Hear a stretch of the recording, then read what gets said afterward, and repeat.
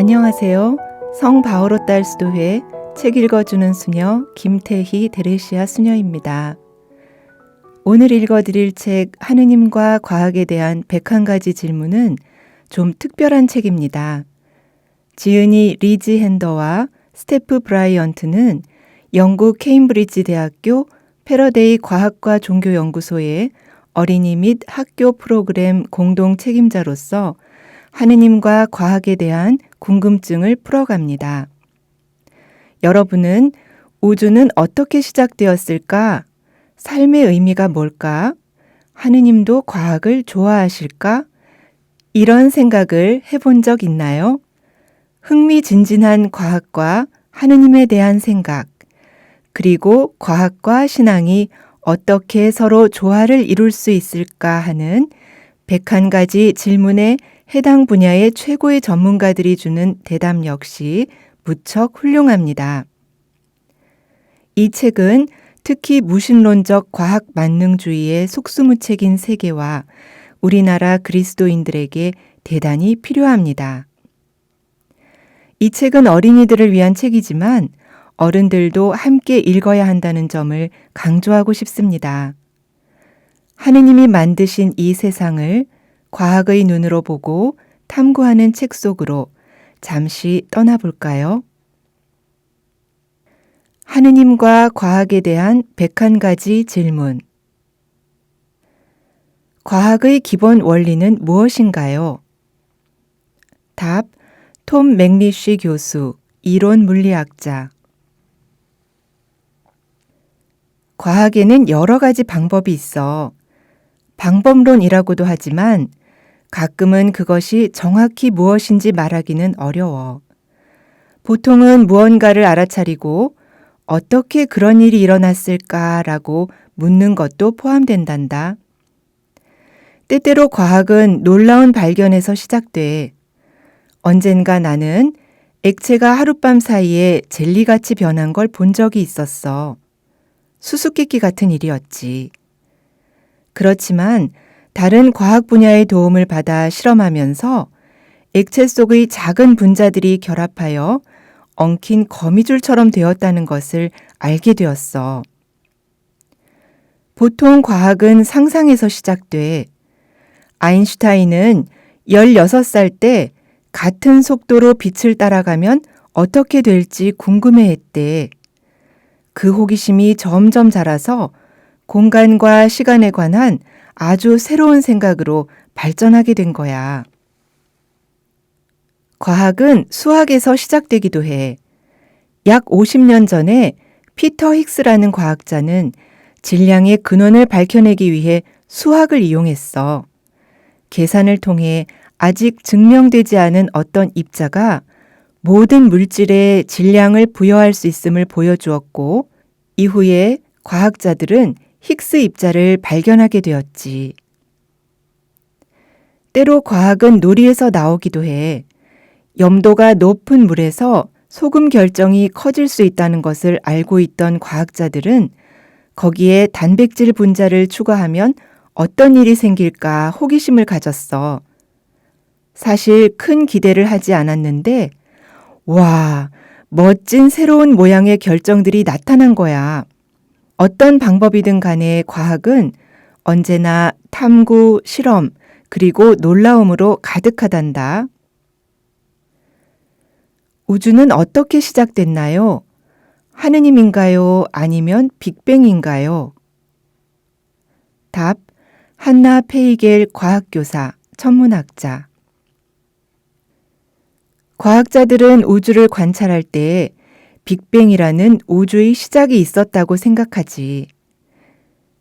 그들은 관찰을 통해 우주가 한때는 매우 작았다는 증거와 마치 모닥불이 타고 남은 이후의 연기 같은 태초의 희미한 빛을 본단다. 그리스도인 역시 우주를 바라볼 때 시작이 있었다고 생각해.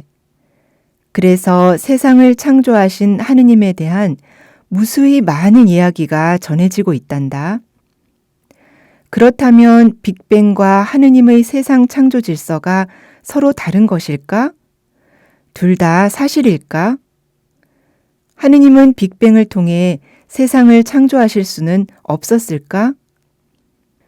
세상의 시작을 두고 과학이 우리가 어떻게 여기 있는지 말해준다면 종교는 우리가 왜 여기 있는지를 말해준다고 생각해. 과학과 종교는 누가 옳은가를 두고 싸우는 게 아니라 같은 사건을 서로 다른 관점에서 바라보는 거야. 우주를 더 완전하게 그릴 수 있게 서로 돕는 것이란다.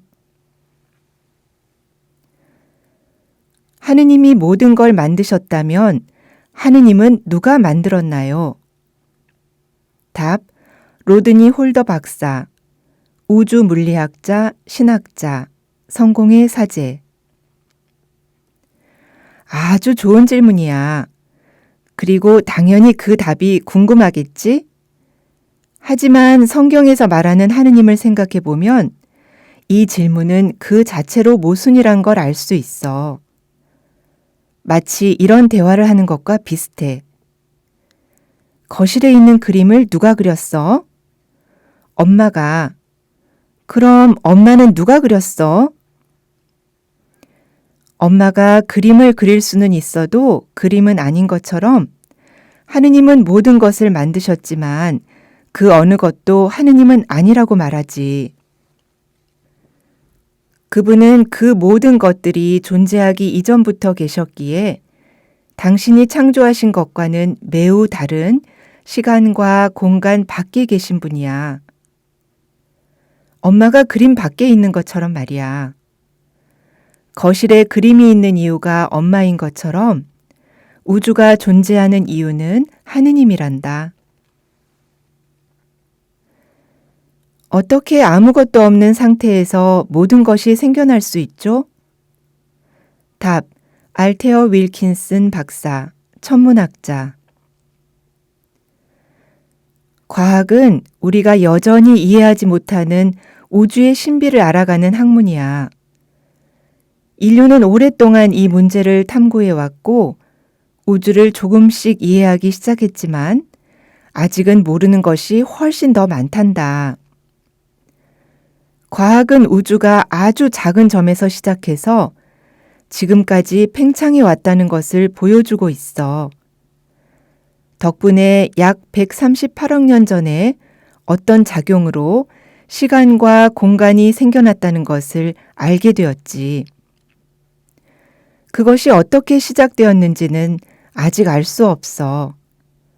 많은 사람이 수학, 철학, 물리학 등으로 양자 중력 같은 새로운 이론을 개발하여 이 흥미진진한 신비를 알아내려고 애쓰고 있단다.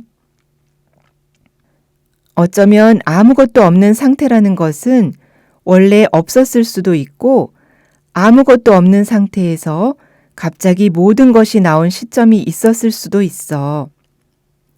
이것을 알아내려면 아직 갈 길이 멀지만 그래도 이런 신비로운 영역이 있어서 과학이 더욱 흥미진진하게 느껴지는 것 같아. 어떤 답을 발견하든 하느님께서는 우리가 우주의 신비를 탐구하는 것을 좋아하실 거야.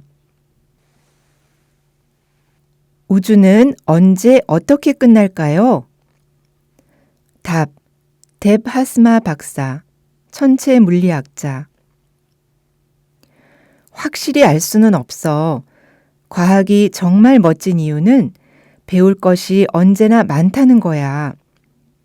최신 과학도 그저 우주가 영원히 팽창하고 있다는 것만 말할 수 있을 뿐이야. 지금처럼 팽창이 계속된다면 우주는 점점 차가워지고 어두워지다가 결국은 사라지겠지. 하지만 걱정 마. 이런 일은 수조 년이 걸릴 테니까. 이제 중년이 된 태양도 앞으로 50, 60억 년은 거뜬히 존재할 거야. 하지만 과학과 나란히 놓고 생각해 볼 몇 가지 중요한 점이 있어. 그리스도인으로서 나는 우주가 끝나는 때와 방법은 하느님께서 정하신다고 생각해.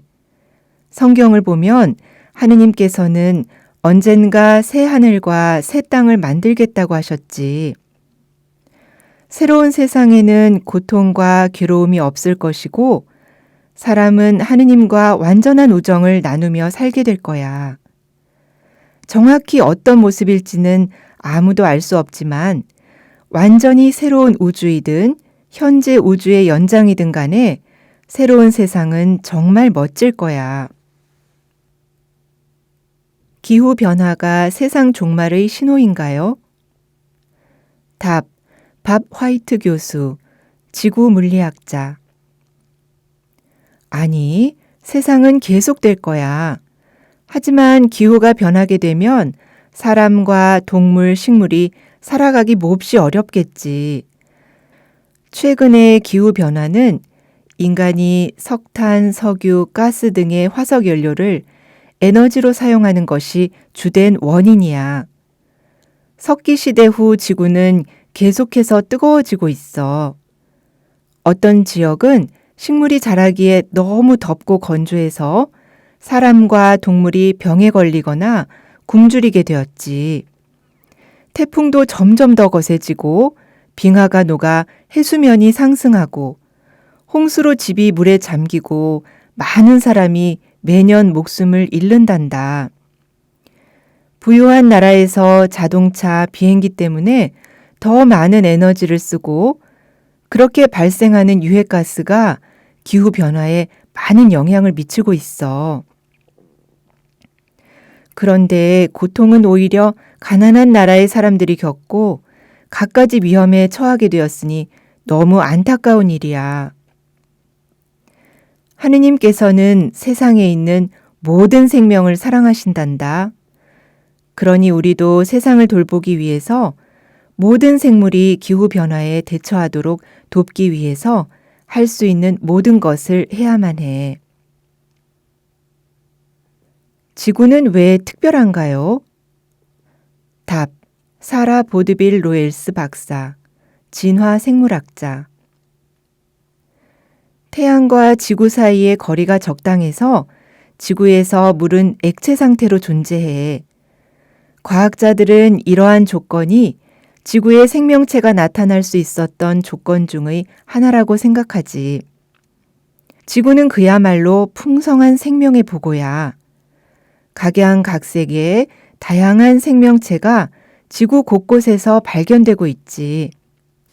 그리고 지구의 생명체는 오랜 역사에 걸쳐 놀라운 진화 과정을 통해 끊임없이 변화하고 있단다. 지구는 정말 특별한 곳이야.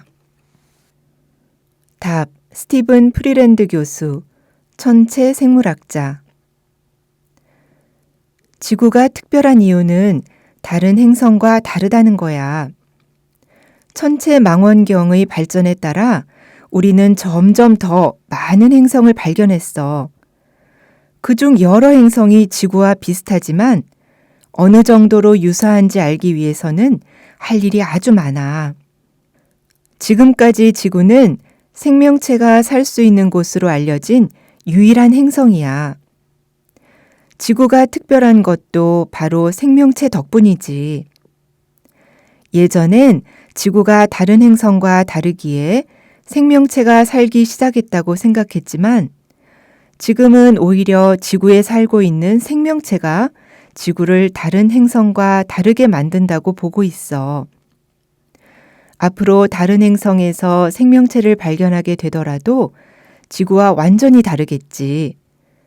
지구가 특별한 이유는 많지만 다른 행성도 아마 나름대로 특별할 거야. 예수님이 블랙홀에 가면 어떻게 되나요? 답. 데이비드 윌킨슨 교수, 천체 물리학자, 감리교 목사, 신학자. 블랙홀은 흥미로운 곳이긴 하지만 놀러 가기 좋은 곳은 아닌 것 같아. 블랙홀에 가까이 가면 중력이 너무 강해서 우리는 갈갈이 찢겨버릴걸? 끔찍하지? 그리스도인은 예수님이 하느님이자 인간으로서 이 세상에 오셨다고 믿어. 이 얘긴 예수님도 우리처럼 피곤함, 배고픔, 고통, 중력을 경험하셨다는 것을 의미해. 그분도 블랙홀에 가까이 가시면 우리와 똑같은 처지가 되실 거야. 물론 예수님은 갈릴레아 호수 위를 걸으셨을 때처럼 중력을 거스르셨던 순간도 있었어.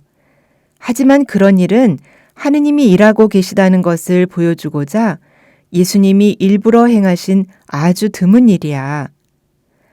예수님이 원하시면 블랙홀의 중력에 저항하실 수 있겠지만 예수님이 그렇게 하실 만큼 블랙홀 가까이 가셨다는 증거는 아직 찾지 못했어. 외계인은 정말 있나요? 외계인은 어떻게 생겼나요? 답, 스티븐 프리랜드 교수, 천체 생물학자. 과학자들이 아직 외계인을 발견하진 못했어. 그렇다고 해서 외계인이 없다고 말할 수는 없지. 과학을 통해 우리의 우주는 이전에 생각했던 것보다 훨씬 더 생명 친화적이라는 것이 밝혀졌어. 우주에는 엄청나게 많은 행성이 있어. 최초의 지구 생명체는 일찍 시작되었는데 우주에서 가장 흔한 원자인 탄소, 수소, 산소, 질소 등을 사용해서 생명이 탄생했지. 생명체가 존재할 수 없다고 여겼던 당시 지구 환경에서도 생명은 번성했어. 그러니 우주에서 외계 생명체가 발견된다 하더라도 그리 놀라운 일은 아니야. 그렇다면 외계인은 어떻게 생겼을까? 지구 생명체는 우주에서 가장 흔한 원자로 만들어졌기 때문에 우주의 다른 생명체도 그럴 가능성이 높아. 그래서 외계인이 존재한다면 지구 생명체와 아주 비슷하지 않을까? 물론 지구에 존재했거나 지금도 존재하는 생명체 대부분은 박테리아처럼 작고 축축한 단세포 생명체이긴 하지만 어딘가에 있을지도 모르는 외계 생명체의 모습도 그럴 가능성이 있지.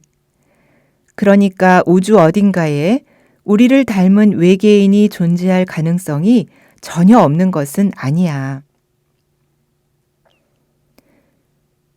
인간이 진화했다면 어떻게 하느님이 인간을 만들 수 있죠?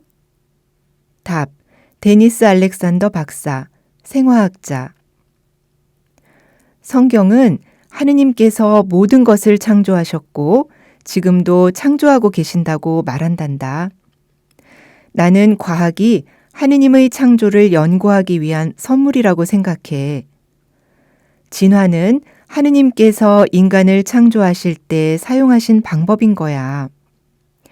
마치 작가가 소설을 창작하는 것처럼 하느님은 세상을 창조하시는 거지.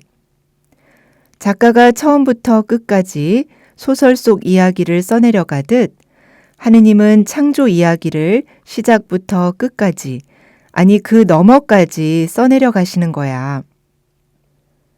과학은 창조라는 하느님의 흥미진진한 소설을 탐구할 수 있게 도와주는 멋진 도구야. 과학을 통해서 우리는 진화라는 과정이 하느님께서 모든 생명을 어떻게 만드셨는지를 알려주는 이야기에서 무척 중요한 부분임을 알 수 있단다. 하느님의 창조 이야기는 역사를 통틀어 서로 연결된 하나의 거대한 가족에 관한 이야기야. 하느님이 만드신 모든 생명은 오랜 역사를 가지고 있고 지구상에 존재했던 모든 것과 서로 이어져 있어. 인간도 그런 생명 가운데 하나이고 진화의 역사 안에서 다른 모든 생명과 연결되어 있지. 하지만 인간만이 하느님의 창조 이야기를 읽고 이해할 수 있는 유일한 피조물이란다. 이 얼마나 특별한 특권인지. 언젠가는 로봇이 인간보다 더 영리해져서 인간을 지배하게 될까요? 답, 로잘린드 피카르 교수, 컴퓨터 과학자, 발명가. 공상과학 영화를 보면 로봇이 인간을 능가하거나 심지어 인간을 지배하는 모습이 나오지. 그렇지만 로봇은 인간의 필요를 위해 인간이 만들었어. 로봇이 하는 일은 좋든 나쁘든 결국 인간이 통제한다는 뜻이야. 로봇은 특정한 작업을 잘 수행하도록 프로그래밍이 되어 있어. 어떤 로봇은 사람이 기억할 수 있는 것보다 훨씬 더 많은 정보를 저장할 수 있고 더 복잡하고 빠른 계산을 할 수도 있지. 그렇다고 해서 로봇이 인간 대신 세상을 지배할 수 있는 것은 아니야. 인간과 자연스럽게 상호작용할 수 있도록 로봇을 잘 프로그래밍하면 사람과 비슷해지거나 어떤 작업에서는 더 똑똑해 보일 수는 있겠지. 하지만 인간의 지능은 정보를 저장하거나 학습된 작업을 수행하는 것 이상의 의미가 있어. 아무리 잘 프로그래밍된 로봇이라도 명령어 없이는 인간처럼 스스로 깨닫거나 느끼거나 경험하거나 결정하지 못하기 때문에 로봇이 인간을 지배할 가능성은 매우 낮아. 과학과 신앙 중에 어떤 것이 더 중요한가요? 답, 일레인 스토키 박사. 철학자, 사회학자, 방송인, 작가. 과학과 신앙은 둘 다 중요해. 어느 한쪽이 다른 쪽보다 더 중요한 것이 아니란다. 과학은 우리가 세상을 상세히 알 수 있게 도와주고 인간이 다른 피조물 사이에서 어떻게 생존해 왔는지 알려주지. 예를 들어 DNA 연구는 인간이 동물, 곤충, 새, 심지어 바나나와 어떻게 연결되어 있는지 보여준단다. 한편 신앙은 세상을 창조하신 하느님, 우리 삶의 의미와 목적, 그리고 사람이 다른 피조물과 어떤 관계를 맺으며 살아가야 하는지에 관한 문제를 다루지. 과학과 신앙은 이렇듯 긴밀하게 연결되어 있어. 기후변화가 그 예가 될 것 같아. 과학은 기온을 측정하고 온실가스 배출의 영향을 연구하며 기후위기가 모든 피조물의 삶에 어떤 파괴적 영향을 미치는지 알려줄 수 있지. 이와 더불어 그리스도교 신학은 다양한 생명으로 가득 찬 생명에 관해 성경이 무슨 말을 하고 있는지 탐구하는 역할을 해. 사랑이신 하느님은 인간에게 당신이 만드신 세상을 돌볼 책임을 맡기셨어. 그래서 성경을 탐구하는 것은 더 나은 세상을 만들기 위해 무엇을 해야 하는지 생각하는데 도움을 준단다. 하느님께서 만드신 세상을 알고 잘 보호하기 위해서는 과학과 신앙을 함께 활용하는 것이 가장 좋은 방법이라고 생각해.